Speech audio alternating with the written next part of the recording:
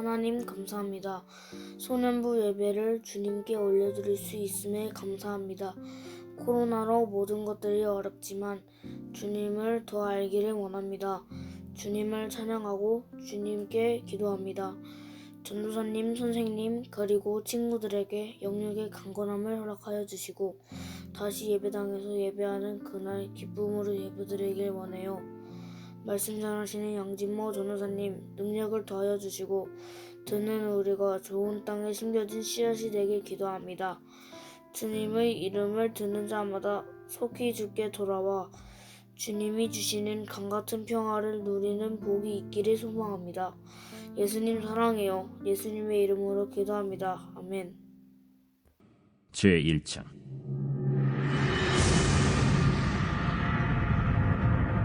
태초에 하나님이 천지를 창조하시니라.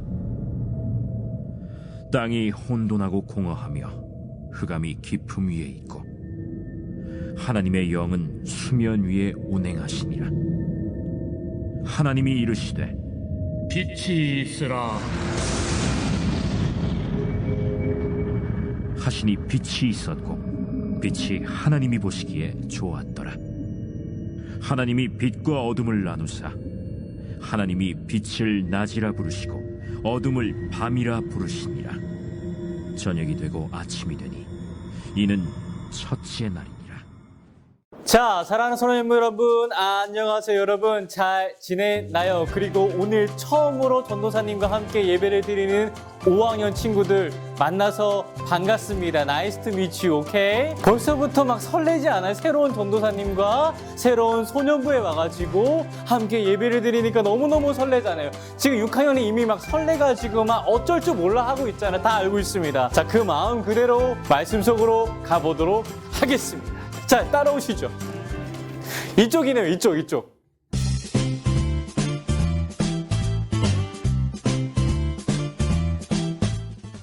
사랑하는 소년부 여러분, 한 해 동안 우리 소년부는 성경을 하나님 나라라는 관점으로 공부하려고 합니다. 첫 번째 시간 우리가 함께 나눌 말씀의 제목은 이 무거운 책은 뭔가요?입니다. 우리가 성경을 먼저 배우는 이유는 우리의 역사 가운데 하나님의 나라가 어떻게 임하셨는지 이루어졌는지 배울 교과서와 같은 책이 바로 이 성경책이기 때문입니다.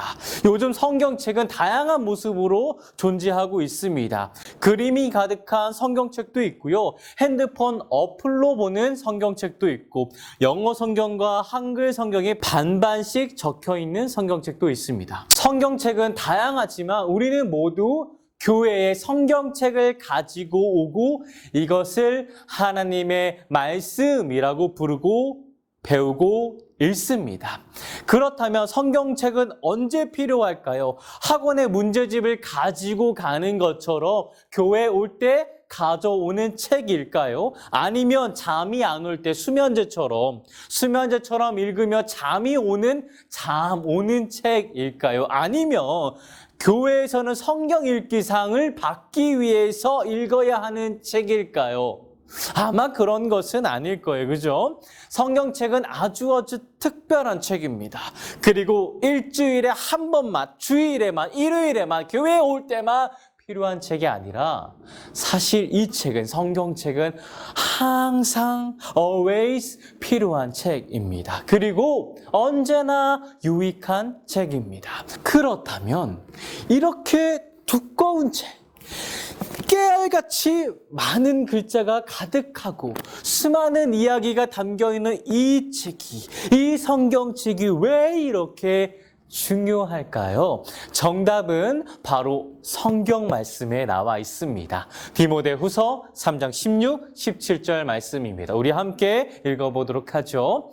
모든 성경은 하나님의 감동으로 된 것으로 교훈과 책망과 바르게 함과 의로 교육하기에 유익하니 이는 하나님의 사람으로 온전하게 하며 모든 선한 일을 행할 능력을 갖추게 하려 함이라. 이 말씀은 바울 선생님께서 사랑하는 제자 디모데에게 알려준 아주 귀한 비밀입니다.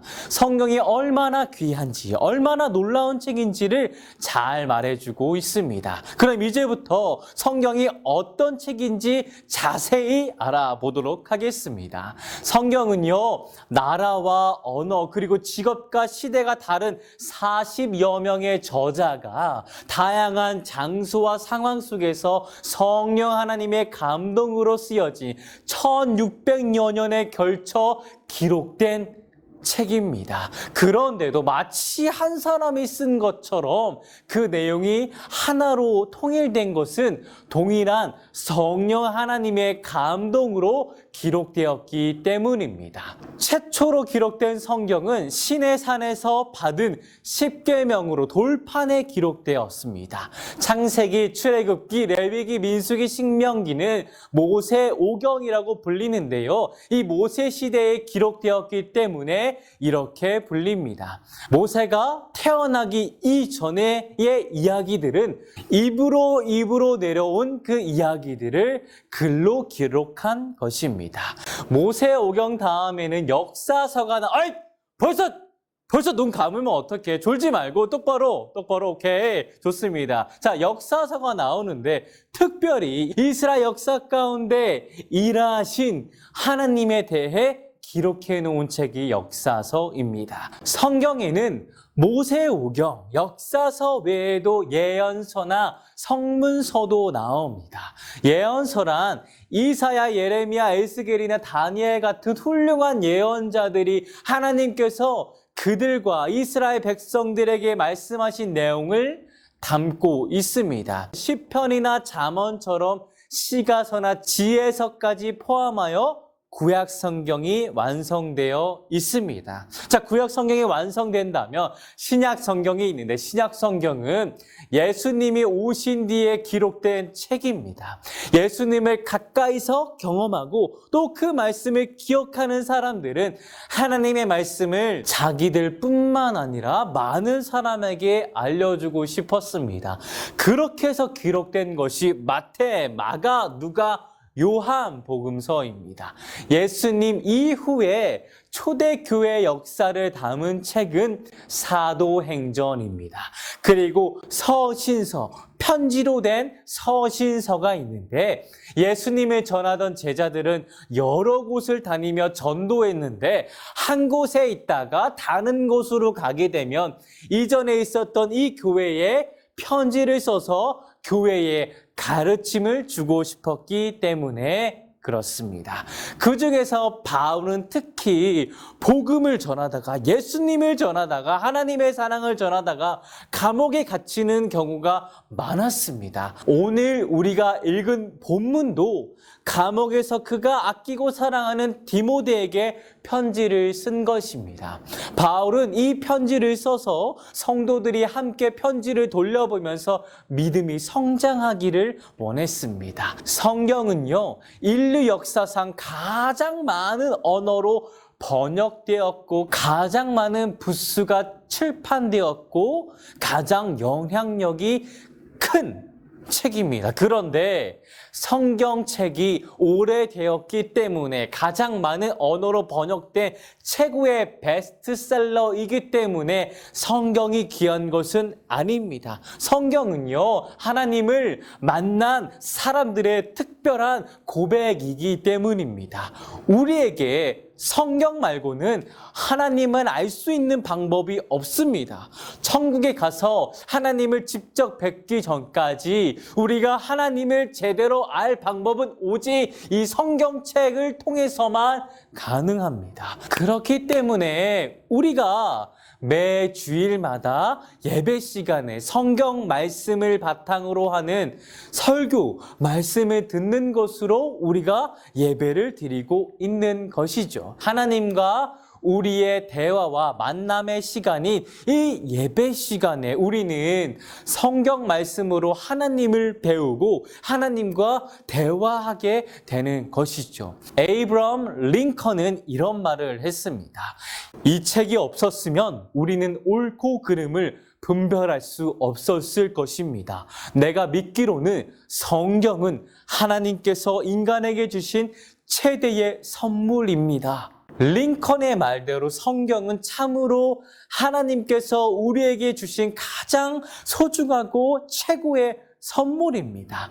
오늘 우리가 읽은 본문인 디모데후서에서 바울은 어릴 때부터 성경을 많이 읽어왔던 디모데에게 성경의 유익을 다시 한번 말하면서 하나님의 말씀을 사랑하라고 당부하고 있습니다. 바로 성경은 그리스도 예수 안에 있는 믿음으로 말미암아 구원에 이르는 지혜가 있게 한다라고 권면하고 다시 한번 가르침을 주고 있습니다. 무엇보다 성경은 오실 예수님과 오신 예수님에 대해 우리에게 알려주시는 사랑의 편지라서 소중하고 중요한 것이라고 말하고 있습니다. 우리나라가 아직 하나님을 알지 못했을 때 하나님 나라의 복음을 전하러 오신 토마스 선교사님이라는 분이 계십니다.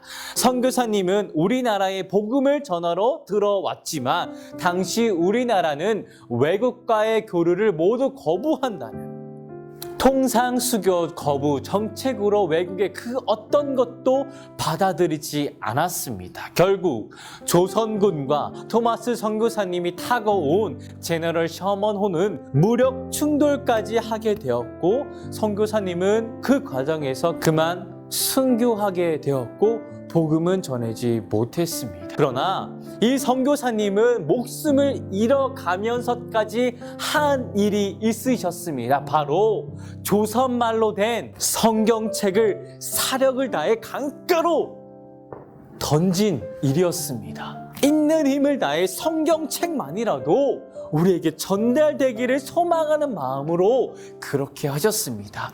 죽어가면서 이 던진 성경책 그리고 그렇게 전해진 복음은요 아주 소중한 열매를 맺습니다. 오늘 우리가 쉽게 접하는 이 성경책은 어떤 이들에게는 목숨보다 소중한 책이기도 하고 토마스 선교사님과 같은 분들에게는 목숨을 잃어가면서까지 전한 선물이기도 하고요.